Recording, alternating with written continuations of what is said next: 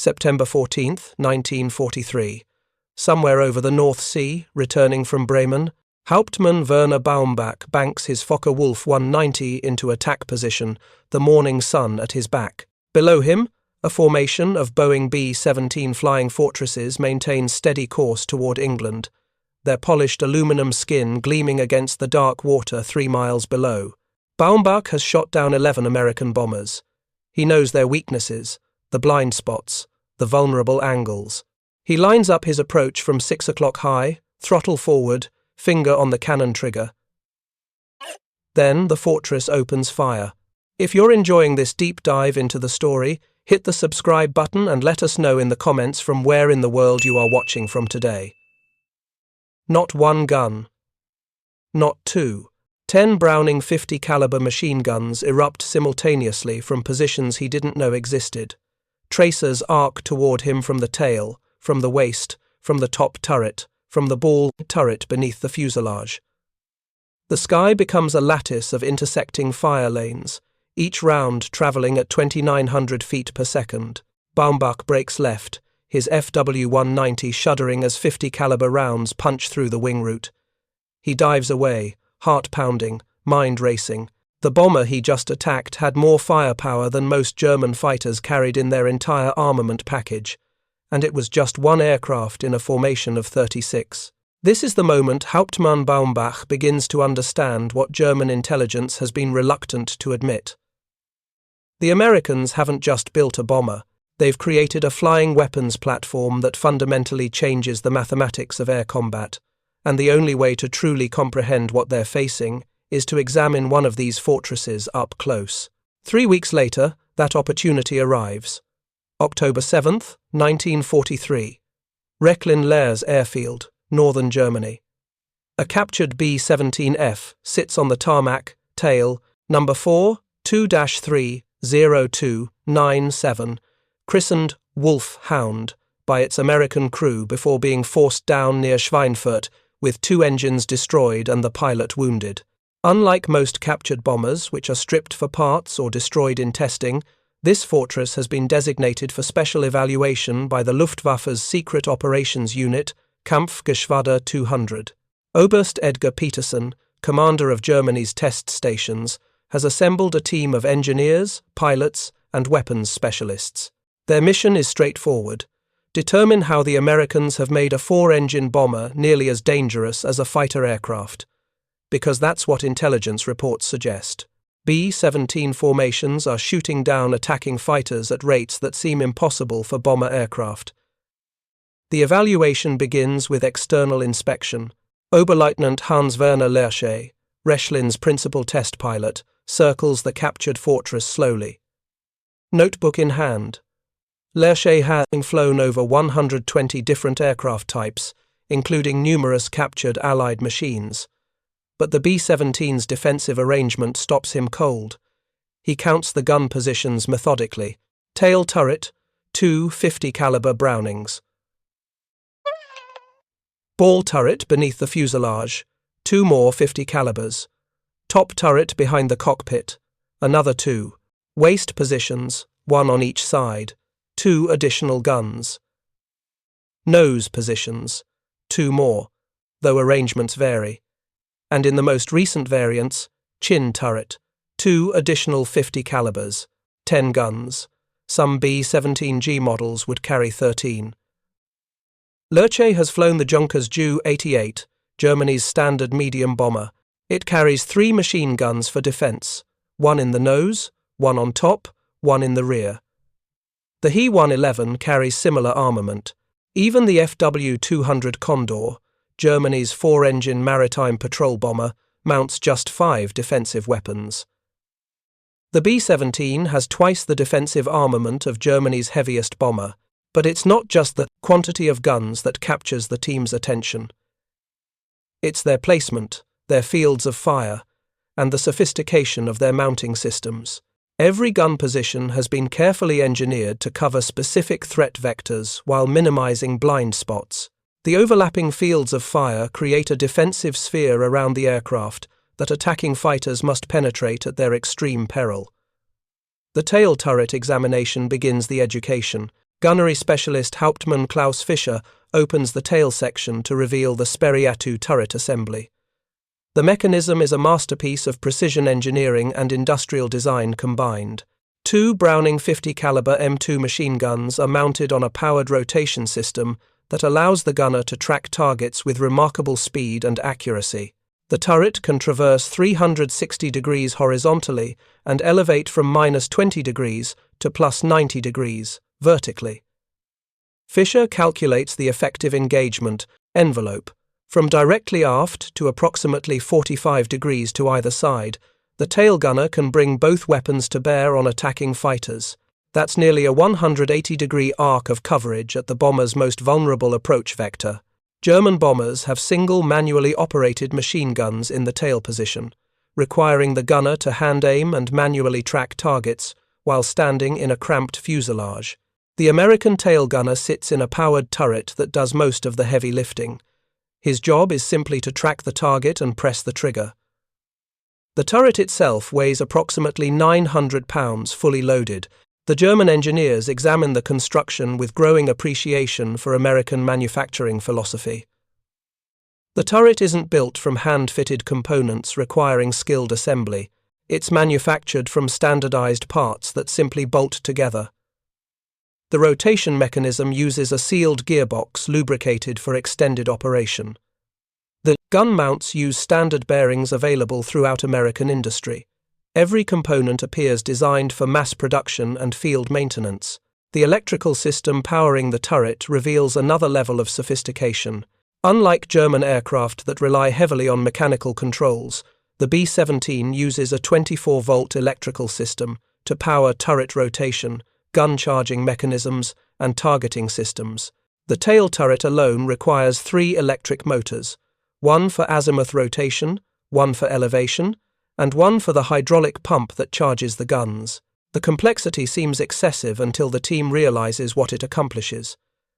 The American gunner doesn't manually rotate a heavy gun mount. He doesn't hand-charge weapons between bursts.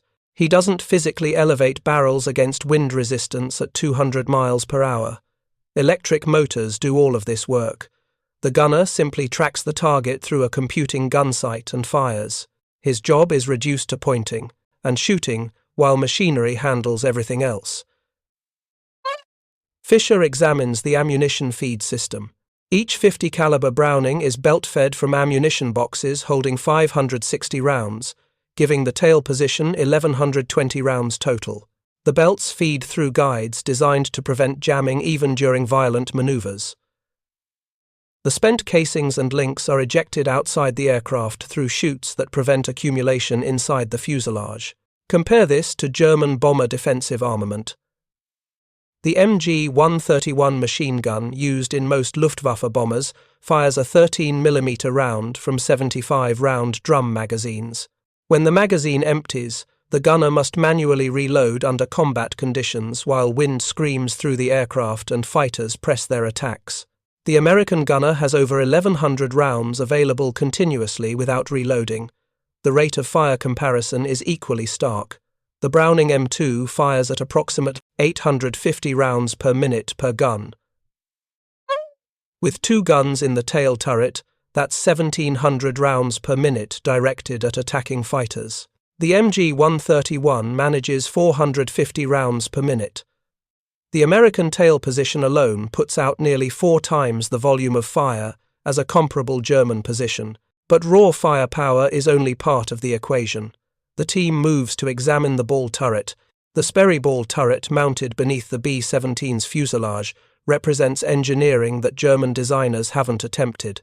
The entire assembly is a sphere containing the gunner, 2 50 caliber Brownings, ammunition, and a computing gun sight.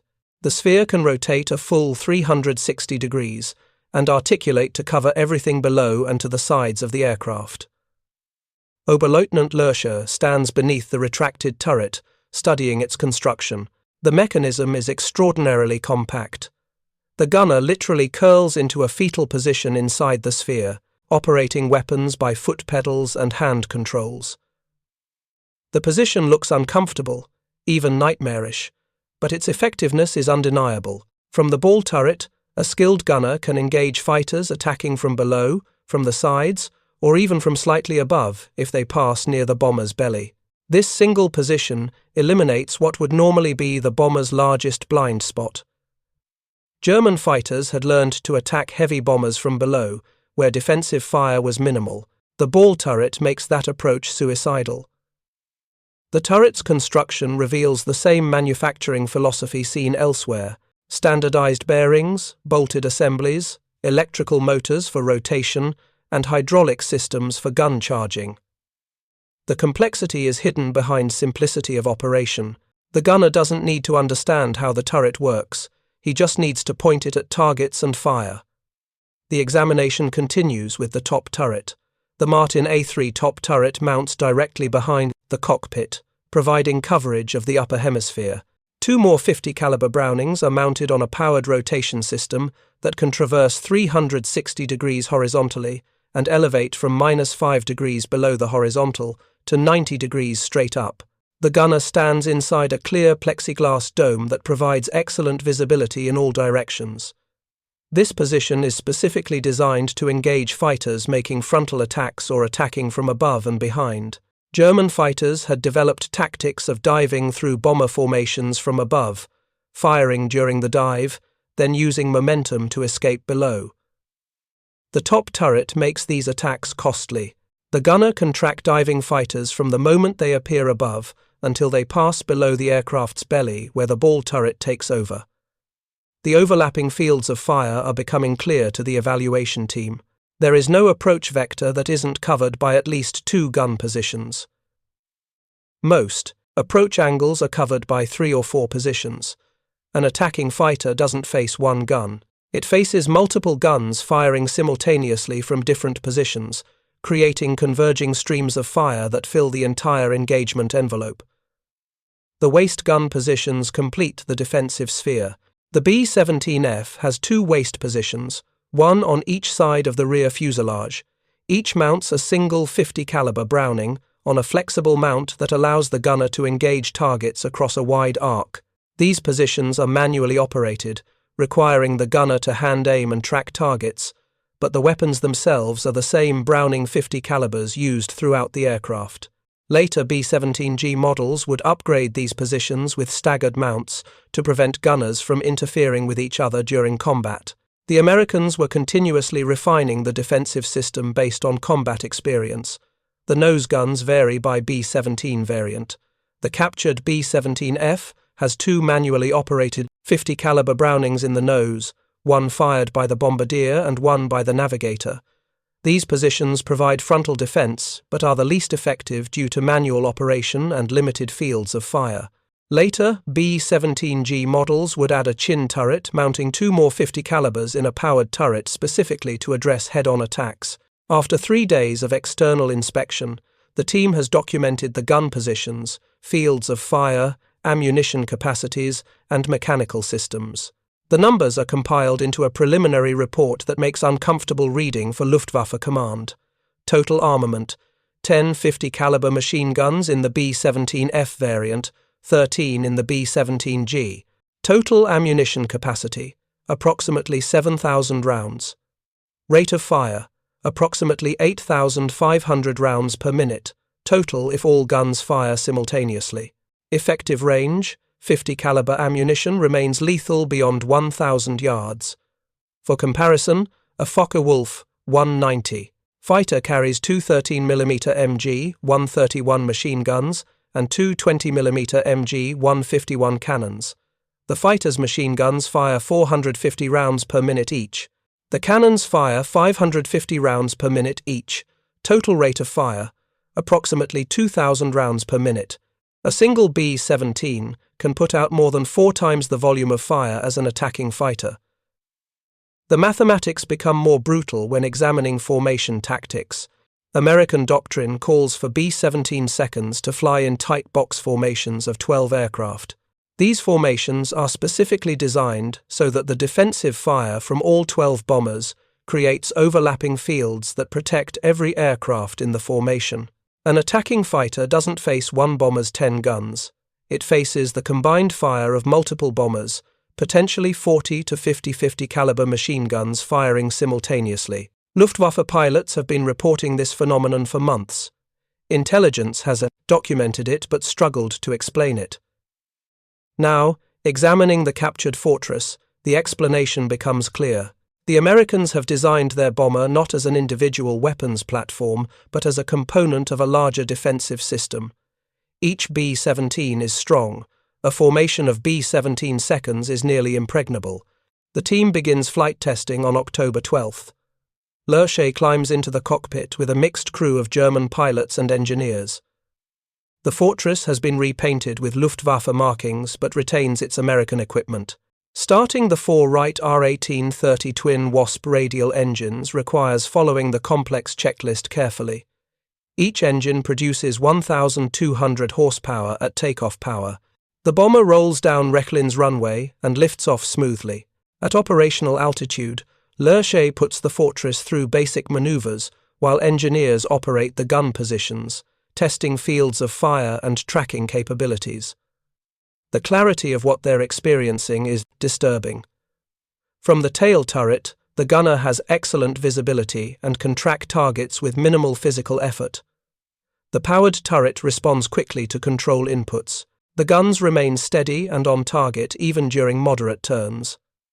From the ball turret, the gunner reports being able to see and track targets throughout the lower hemisphere, despite the cramped position.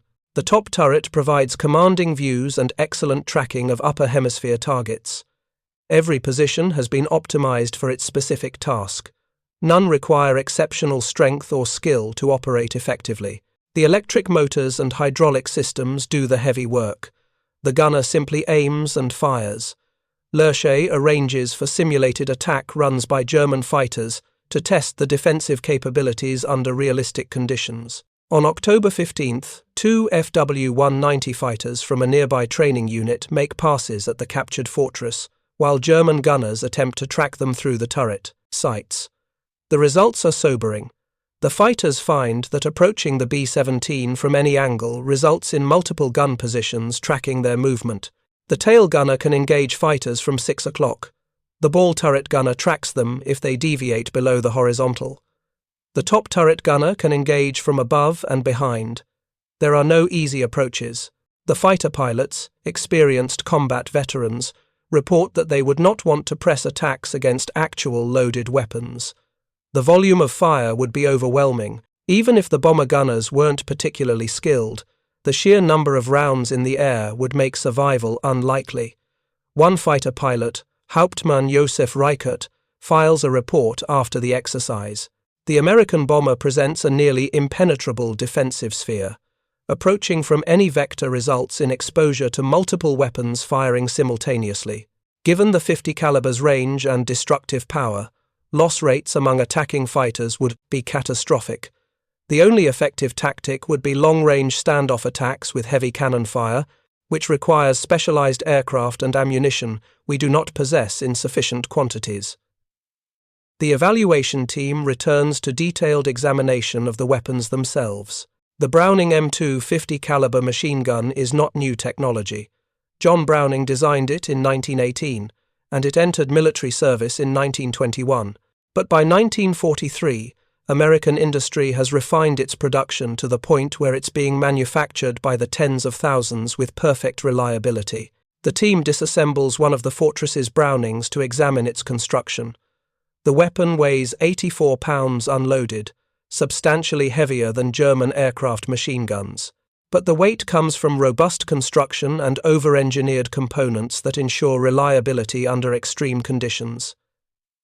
Every part is machined to precise tolerances. The barrel is chrome-lined for extended life. The bolt assembly uses hardened steel that can withstand tens of thousands of firing cycles. The recoil mechanism is simple and nearly foolproof. The weapon can fire continuously for minutes without overheating or jamming. German MG-131 machine guns are lighter and theoretically more advanced in design, but they require more frequent maintenance and are prone to jamming under harsh conditions. The American Browning is deliberately overbuilt, sacrificing some theoretical efficiency for absolute reliability in combat. The ammunition tells another story. the 50 caliber Browning M2 round fires a bullet weighing approximately 710 grains, roughly 46 grams. The round leaves the barrel at approximately 2,900 feet per second, 884 meters per second. The kinetic energy at the muzzle exceeds 13,000 foot-pounds. For comparison, the German 13mm MG-131 fires a round with approximately 4,000 foot-pounds of muzzle energy. The American 50 caliber delivers more than 3 times the energy per round. A single hit from a 50 caliber can sever control cables, puncture fuel tanks, destroy engines, or kill the pilot.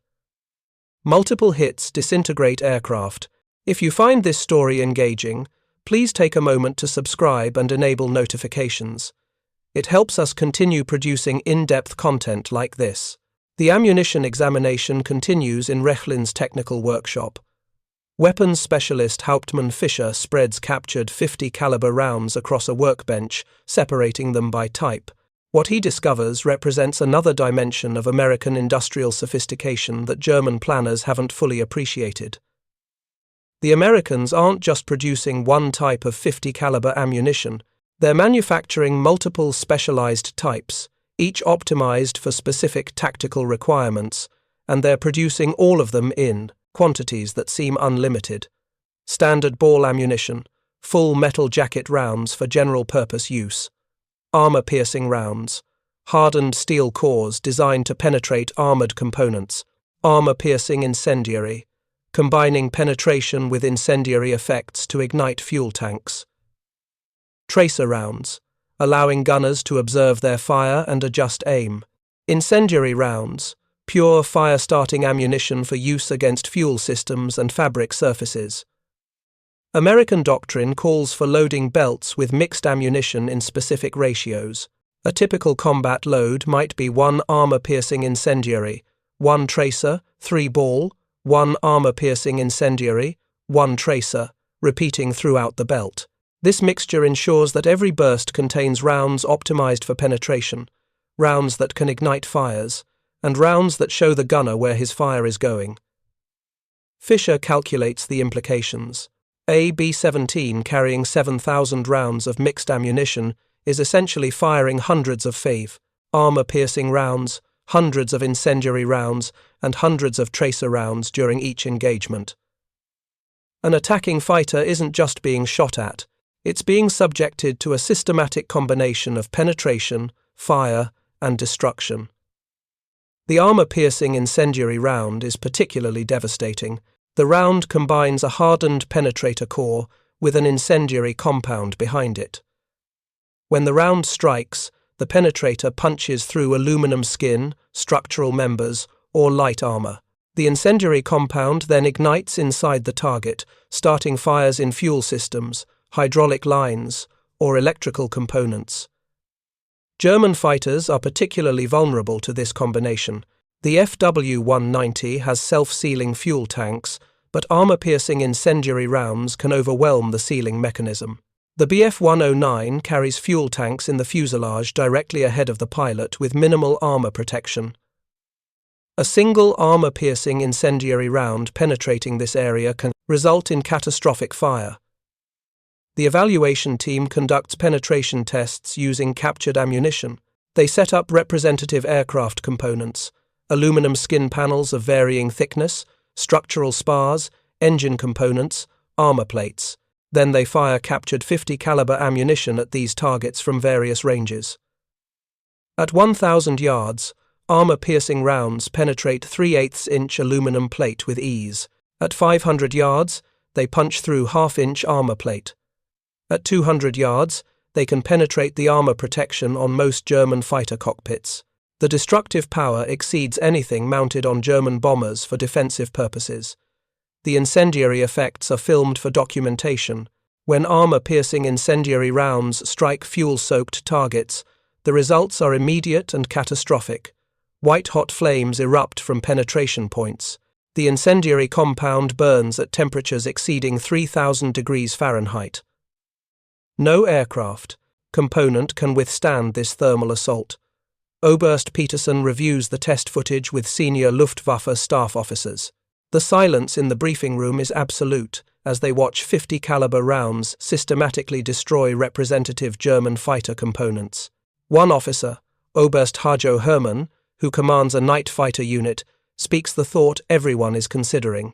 If they're carrying 7,000 rounds per bomber and flying in formations of 36 aircraft, that's over 250,000 rounds per formation.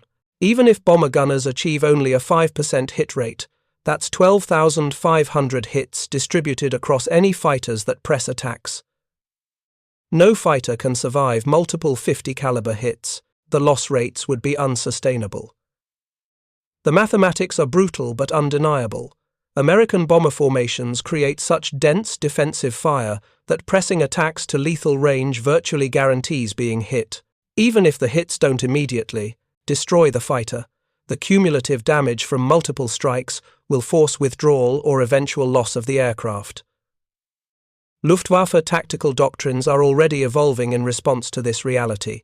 Fighter pilots are being ordered to make head-on attacks where the bomber's defensive fire is least concentrated, then break away before closing to point-blank range. Alternatively, they're being equipped with underwing rocket launchers that allow standoff attacks from outside 50 caliber range. But both tactics have significant limitations. Head-on attacks require exceptional skill and nerve, and the closing speed between fighter and bomber exceeds 500 miles per hour, giving pilots less than 2 seconds to aim and fire. Rocket attacks are wildly inaccurate and require volley fire to have any chance of hitting. The fundamental problem remains. The B-17's defensive armament has made close-range attacks suicidal, and the only alternatives available to German fighters are less effective. The production scale becomes the next revelation. Intelligence reports arrive at Rechlin detailing American 50 caliber production. The numbers seem impossible, but they're corroborated by multiple sources. American industry is producing Browning M2 machine guns at rates exceeding 2 million units total throughout the war. Peak production in 1943 and 1944 reaches approximately 15,000 weapons per month. 15,000 machine guns per month. Germany's entire machine gun production for all types, all calibers, all services combined, reaches approximately 12,000 units per month at peak capacity.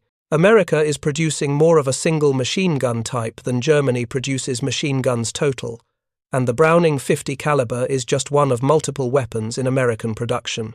They're simultaneously manufacturing 30 caliber machine guns, 20mm cannons, 40mm anti-aircraft guns, and numerous other weapons systems. The ammunition production figures are even more staggering. American industry produces 50 caliber ammunition at rates exceeding 3 billion rounds during the war years. That's 3,000 million rounds. The number defies comprehension until broken into operational terms. Every B-17 carries approximately 7,000 rounds. American forces operate thousands of B-17 seconds simultaneously across multiple theaters. Each aircraft might fire all its ammunition during a single mission, requiring complete reloading for the next mission. The logistics of supplying this ammunition demand production and transportation on scales Germany cannot match. But America produces enough 50 caliber ammunition to supply all its bombers, all its fighters equipped with 50 calibers, all its ground forces using 50 caliber weapons, and still maintains strategic reserves. The supply never runs out. American gunners are never told to conserve ammunition. They fire as much as needed because more is always available. A captured American technical manual arrives at Rechlin, describing procedures for the B-17's defensive systems. The manual is nearly 300 pages long, covering every aspect of the gun positions, ammunition handling, turret operation, and maintenance procedures. The evaluation team studies it with growing appreciation for American thoroughness. Every component has a part number, every maintenance procedure is documented step by step, every potential malfunction has a troubleshooting guide. The manual assumes that the mechanics and gunners using it are adequately trained but not specialists. Anyone following the procedures can maintain the weapons systems. This is mass production philosophy applied to operations.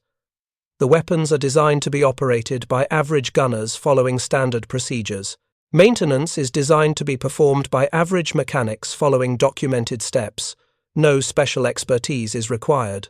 No improvisation is necessary.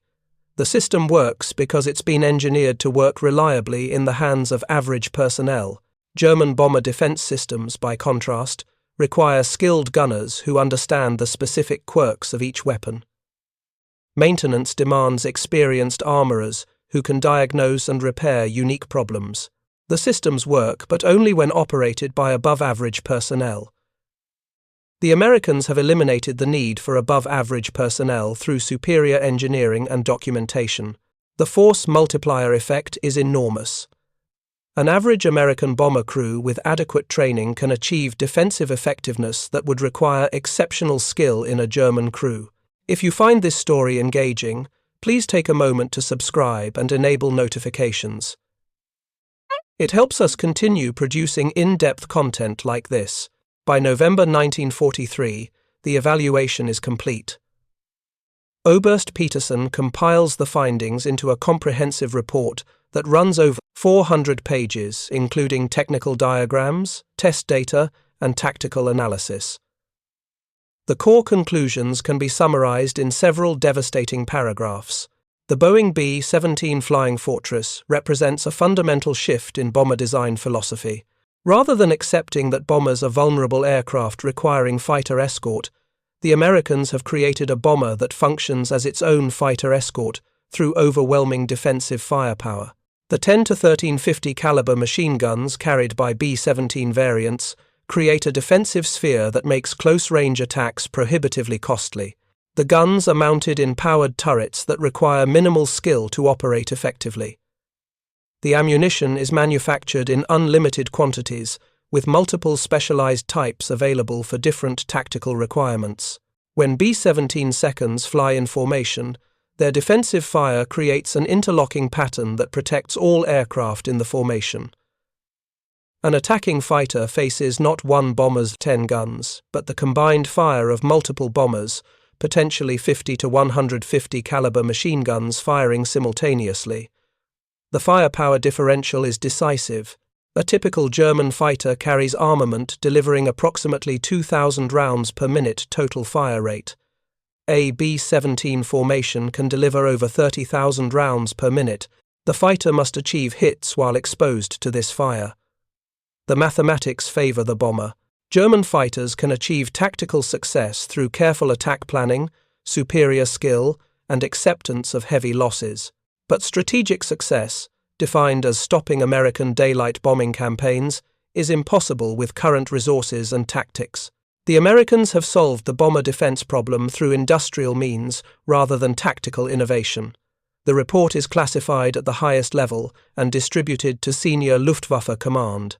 Hermann Göring, Reichsmarschall and commander of the Luftwaffe, receives his copy in late November. His response is characteristic. He orders the report suppressed and demands that his staff find proof that the defensive systems can be defeated through superior German fighting spirit. But fighting spirit cannot overcome mathematics. Luftwaffe loss rates against B-17 formations are unsustainable. Throughout 1943 and into 1944, German fighter losses in daylight operations against American bombers exceed replacement rates. The Luftwaffe is being bled to death, not through inferior aircraft or poor tactics, but through sheer attrition against overwhelming defensive firepower. The captured B-17 remains at Rechlin through the winter of 1943 and into 1944. Additional tests are conducted examining specific systems and components. Each test reinforces the same conclusions. American industrial capacity and engineering philosophy have created a weapons platform that German industry cannot match and German fighters cannot effectively counter. In February 1944, Kampfgeschwader 200 requests use of the captured fortress for clandestine operations. The plan calls for the B-17 to infiltrate American formations, using its genuine identity to approach close to other bombers, then attacking them with specialized weapons. Similar operations have been conducted using other captured aircraft. The plan is rejected by senior command. The risk is too great. American gunners know their aircraft intimately. Any deviation in formation, flying, or approach would be immediately noticed. More importantly, by February 1944, American fighter escort has become so effective that flying any bomber deep into enemy territory, regardless of markings, is nearly suicidal. The captured fortress is instead used for training purposes. German fighter pilots practice attack runs against it, learning to identify the brief moments when gun positions are blocked by the aircraft's structure or when turrets are rotating between targets. These tiny windows of vulnerability are the only opportunities available for successful attacks. The training emphasizes speed and deflection shooting. Pilots must attack at maximum speed, fire during the brief moment when they're in gun range, then break away before the volume of return fire becomes overwhelming. The tactic requires exceptional skill and courage. Even successful attacks often result in damage to the attacking fighter from defensive fire. By spring 1944, the strategic situation has deteriorated beyond recovery. American bomber formations appear over Germany in numbers that were unimaginable 2 years earlier. 500 bomber raids become routine. 1,000 bomber raids occur regularly. The formations are protected by long-range P-51 Mustang fighters that can escort them all the way to targets deep in Germany and back. The B-17's defensive firepower, combined with fighter escort, makes daylight bombing effectively unstoppable. German fighters can achieve local successes, shooting down individual bombers or occasionally disrupting formations, but they cannot stop the bombing. The price for attempting to stop it is the systematic destruction of the Luftwaffe's fighter force. The production comparison tells the story in numbers. From 1942 through 1945, Boeing and its subcontractors produced 12,731 B-17 seconds. This single aircraft type's production exceeds Germany's total heavy bomber production for the entire war across all types combined. But the B-17 is just one of multiple American heavy bomber types. Consolidated produces over 18,000 B-24 Liberators. Boeing produces nearly 4,000 B-29 Superfortresses. North American produces nearly 10,000 B-25 Mitchells. Martin produces over 5,000 B-26 Marauders. American bomber production totals exceed 97,000 aircraft during the war. Germany produces approximately 18,000 bombers total, all types combined, from 1939 through 1945. The Americans are producing bombers at more than 5 times Germany's rate while simultaneously producing fighters, transports, trainers, and reconnaissance aircraft in comparable ratios. The 50 caliber machine gun production comparison is equally stark. American industry produces over 3 million Browning M2s during the war years. Germany produces approximately 400,000 MG 131 13mm machine guns total. America produces 8 times as many defensive machine guns as Germany, and the American weapons are more powerful. The ammunition differential is so large it becomes almost meaningless. American 50 caliber ammunition production exceeds 3 billion rounds. German 13mm production reaches approximately 150 million rounds, a 20-to-1 ratio. American bombers never run out of ammunition. German fighters frequently do. In April 1945, as Soviet forces approach Rechlin, the captured B-17 is destroyed to prevent recapture. Engineers remove certain components for study, but the airframe itself is burned. The fortress that taught German engineers so much about American industrial philosophy disappears in the chaos of the Reich's final collapse. The lessons it taught, however, survive in the minds of those who examined it. After the war, German engineers and pilots are interviewed extensively by American and British intelligence.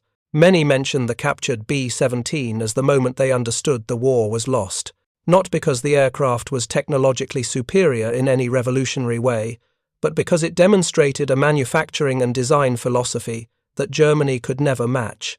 Hauptmann Fischer, the weapons specialist who examined the fortress's defensive systems, provides testimony that captures the essential realization. We understood that the Americans had solved the problem of bomber defense not through clever tactics or advanced technology, but through industrial means. They built bombers with enough guns, enough ammunition, and enough reliability that average crews could defend themselves effectively. Then they built thousands of these bombers. We could not match the numbers. We could not match the supply. We could not match the industrial capacity. The war was decided before we fully understood what we were fighting. Oberleutnant Lerche, the test pilot who flew the captured fortress, echoes this assessment in his post-war memoir. Flying the B-17 was a revelation. The Americans had created a machine that didn't require exceptional skill to operate effectively. The defensive systems worked reliably without constant maintenance. Everything about the aircraft reflected an assumption of abundance. Abundant ammunition, abundant parts, abundant fuel, abundant aircraft to replace losses. Germany operated from assumptions of scarcity. We could never win a war of abundance versus scarcity. The B-17's 1050 caliber machine guns were not the most technologically advanced weapons of World War II. The 50 caliber Browning was a design from 1918.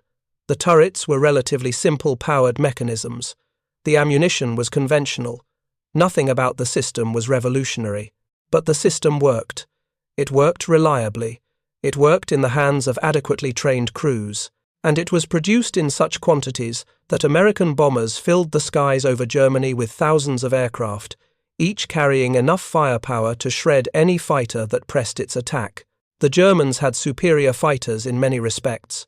The Bf-109 and Fw-190 were excellent aircraft. German pilots were skilled and courageous. German tactics were sophisticated, but none of these advantages could overcome the simple mathematics of 1050 caliber machine guns per bomber multiplied by hundreds of bombers per raid multiplied by raids every single day. The captured B-17 at Rechlin taught its examiners the final lesson about industrial warfare.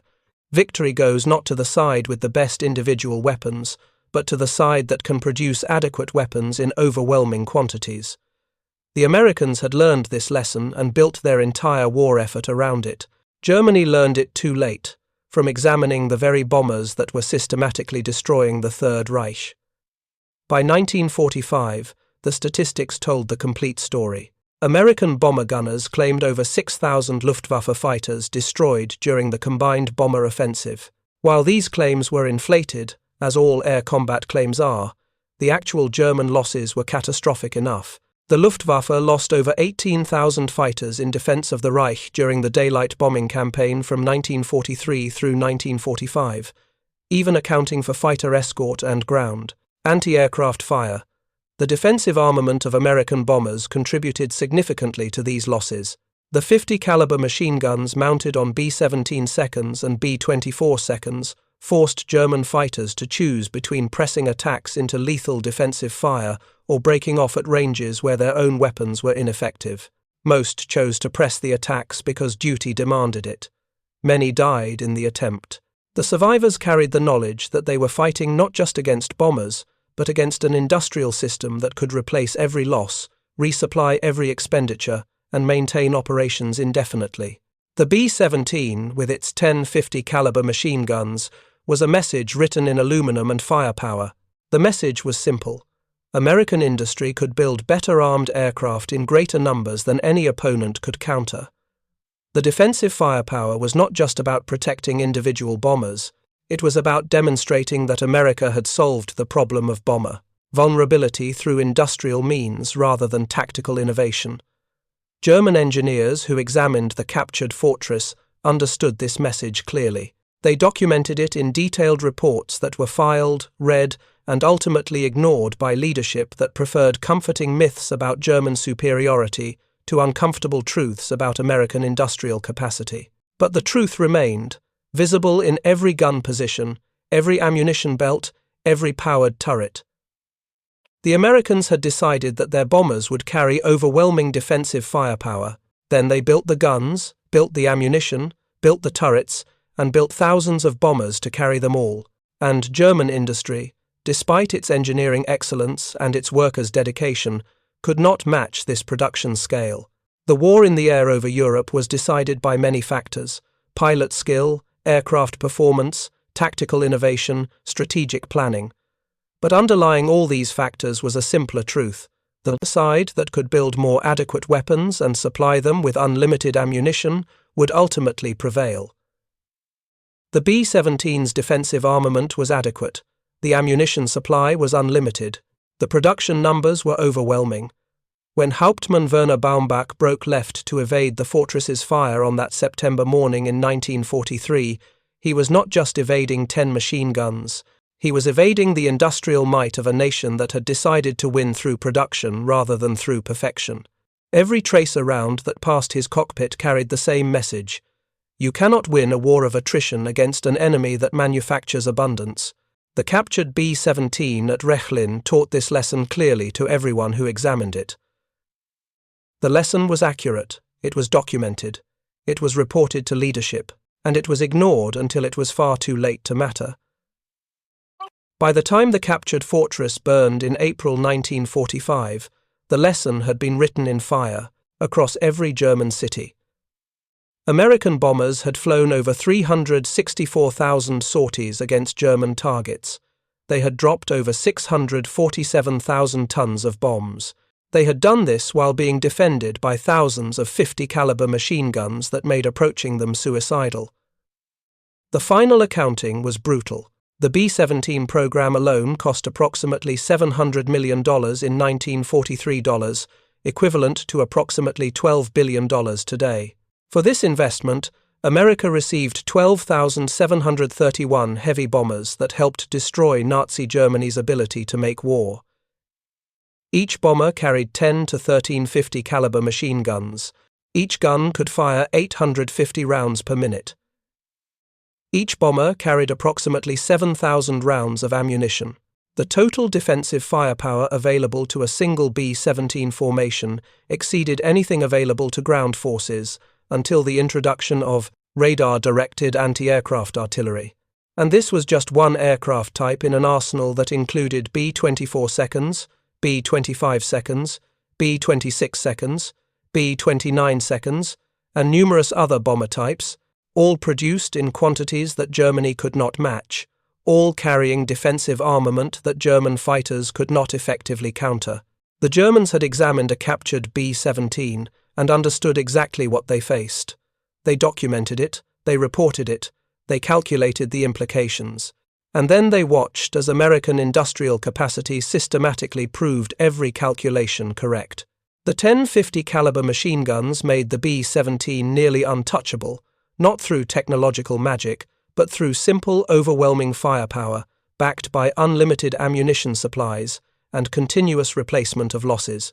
It was industrial warfare reduced to its fundamental equation: build more, supply more, replace more. America built more. The numbers prove it. The B-17, with its bristling defensive armament, was both weapon and message. The Germans received the message clearly when they examined the captured fortress at Rechlin in autumn 1943. By the time they could act on that knowledge, it was already too late. The war had been decided by production capacity, and the decision was final. Thank you for watching. For more detailed historical breakdowns, check out the other videos on your screen now and don't forget to subscribe.